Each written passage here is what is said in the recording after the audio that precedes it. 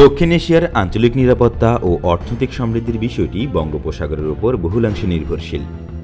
এই কথা প্রযোজ্য দক্ষিণ পূর্ব এশিয়ার ক্ষেত্রেও। শুধু আঞ্চলিক নয়, ভূরাজনীতির বৈশ্বিক প্রেক্ষাপটেও বঙ্গোপসাগরের কৌশলগত গুরুত্ব দিন দিন বাড়ছে। সাগর তীরবর্তী দেশগুলোর জনসংখ্যা 150 কোটির কাছাকাছি। বৈশ্বিক নৌবাণিজ্যে পরিবাহিত পণ্যের প্রায় 1/4 যায় বঙ্গোপসাগরের উপর দিয়ে। ইন্দো প্যাসিফিকের উপ অঞ্চলটির কৌশলগত ও অর্থনৈতিক তাৎপর্য বিবেচনায় গত কয়েক বছরে এখানকার দেশগুলোর মধ্যে কানেক্টিভিটি ব্যবস্থা গড়ে তুলতে একের পর এক প্রকল্প নিয়ে রীতিমতো প্রতিযোগিতায় নেমেছে চীন ও ভারত।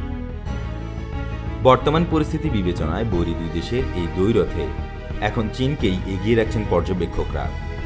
আঞ্চলিক নিরাপত্তা ও সমৃদ্ধিতে সবচেয়ে গুরুত্বপূর্ণ প্রভাবক হয়ে উঠলেও এখনও বঙ্গোপসাগর তীরবর্তী দেশগুলোর মধ্যে কানেক্টিভিটি সেভাবে গড়ে ওঠেনি। যদিও বর্তমানে সংশ্লিষ্ট দেশগুলোর আঞ্চলিক ও ভূরাজনৈতিক প্রভাবের বড় একটি পরিমাপ হয়ে উঠেছে আর্থিক, জ্বালানি এবং সড়ক, রেল, আকাশ ও নৌ কানেক্টিভিটি। এই অঞ্চলভুক্ত না হলেও বঙ্গোপসাগরীয় দেশগুলোর সঙ্গে বড় আয়তনের সীমান্ত রয়েছে চীনের। এইসব দেশে অবকাঠামো গড়ে তোলার ক্ষেত্রে সুশাসন ও পরিচালনাগত অনেক চ্যালেঞ্জ থাকলেও চেকবুক ডিপ্লোমেসির মাধ্যমে চীন তা ভালোভাবেই মোকাবেলা করতে পেরেছে বলে মনে করছেন বিশ্লেষকরা। আয়তন, জনসংখ্যা ও অর্থনীতির আকারের কারণে বঙ্গোপসাগর তীরবর্তী দেশগুলোর ভূরাজনীতির একেবারে কেন্দ্রে অবস্থান ভারতের। যদিও সাম্প্রতিক বছরগুলোয় এখানকার আঞ্চলিক ভূরাজনীতির উপর ভারতের নিয়ন্ত্রণ দিনে দিনে দুর্বল থেকে দুর্বলতর হয়ে উঠেছে। অন্যদিকে বেইজিংয়ের প্রভাব ক্রমেই বাড়ছে। এক্ষেত্রে আঞ্চলিক কানেক্টিভিটিতে দেশ দুটির অবদান বড় পার্থক্য গড়ে দিয়েছে মনে করছেন বিশ্লেষকরা। তাদের ভাষ্যমতে প্রতিবেশী বাংলাদেশ, মিয়ানমার, নেপাল, শ্রীলঙ্কা ও থাইল্যান্ডের সঙ্গে কানেক্টিভিটি তৈরিতে অনেকটাই পিছিয়ে রয়েছে ভারত। অন্যদিকে গত কয়েক বছরে এসব দেশের সঙ্গে আন্তঃসীমান্ত কানেক্টিভিটি গড়ে তুলতে যোগাযোগ ও অবকাঠামো প্রকল্পে বিনিয়োগ করেছে চীন। দক্ষিণ এশিয়ায় চীনের ক্রমবর্ধমান প্রভাব মোকাবেলায় অ্যাক্ট ইস্ট বা পূর্ব দিকে সক্রিয়তা বাড়ানোর নীতিমালা গ্রহণ করেছিল ভারত। 2014 সাল থেকে নিজ সীমান্তের পূর্ব দিকে সক্রিয়তা বাড়ানোর চেষ্টা চালিয়ে যাচ্ছে দেশটি। আঞ্চলিক সক্রিয়তার দিক থেকে দেশটির মনোযোগও দক্ষিণ এশিয়া থেকে সরে আসে বঙ্গোপসাগরের দিকে। সার্কের পরিবর্তে বিমস্টেক জোট ক্রমেই সক্রিয় হয়ে ওঠে ভারত। ভূরাজনৈতিক সক্রিয়তার ভরকেন্দ্র বদলালেও বঙ্গোপসাগর তীরবর্তী প্রতিবেশী দেশগুলোর সঙ্গে কানেক্টিভিটি উন্নয়নে খুব একটা সুবিধা করতে পারেনি ভারত। অন্যদিকে বেল্ট অ্যান্ড রোড ইনিশিয়েটিভ বা BRI এর আওতায় দেশগুলোকে একের পর এক সড়ক, রেল, নৌ ও আকাশ চলাচল অবকাঠামোয় বিনিয়োগ করেছে চীন। সক্রিয়তা বাড়িয়েছে আর্থিক এবং বিদ্যুৎ ও জ্বালানি খাতে। বঙ্গোপসাগরে আঞ্চলিক কানেক্টিভিটি গড়ে তোলার প্রতিযোগিতায় চীনকে বিজয়ী হিসেবে দেখছেন ভারতীয় পর্যবেক্ষক সংস্থা মুম্বাই ভিত্তিক গেটওয়ে হাউসের এনার্জি অ্যান্ড এনভায়রনমেন্টাল স্টাডিজের fellow Amit Bhandari. Unfinished connectivity in Bay of Bengal শীর্ষক এক গবেষণা নিবন্ধে সম্প্রতি তিনি লিখেছেন, বঙ্গোপসাগরীয় দেশগুলো কানেক্টিভিটির মাধ্যমে স্বার্থ উদ্ধারের ক্ষেত্রে স্পষ্টতই জয় চীনের হয়েছে। কৌশলগত পরিকল্পনা, বড় আকারে বিনিয়োগ এবং উচ্চবিলাসী লক্ষ্যকে কাজে লাগিয়ে এই বিজয় আদায় করে নিয়েছে চীন। রেল থেকে শুরু করে সড়ক বা অবকাঠামো বা বন্দর যাই হোক, বেইজিংয়ের প্রকল্পগুলো একটি অন্যটির সাথে সম্পর্কযুক্ত।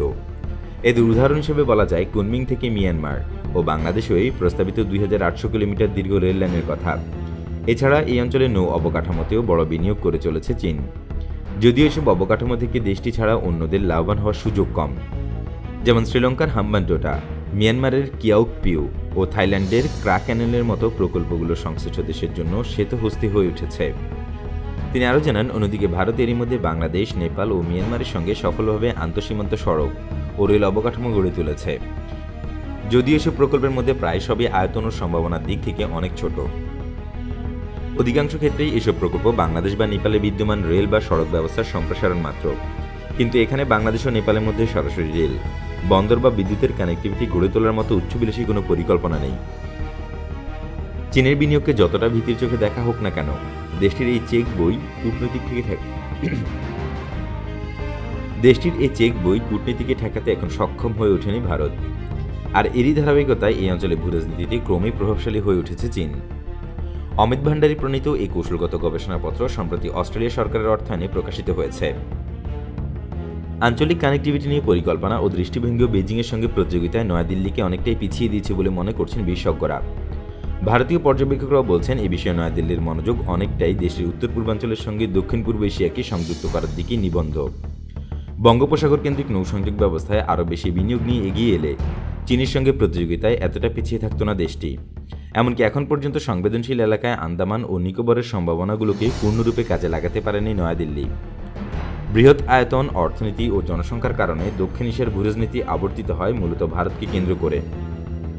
এ কারণে দেশের অংশগ্রহণ ছাড়া এখানকার আঞ্চলিক আন্তঃসীমান্ত কানেক্টিভিটি অসম্পূর্ণ থেকে যায় বলে এই পর্যন্ত অনেক বিশেষজ্ঞ অভিমত দিয়েছেন।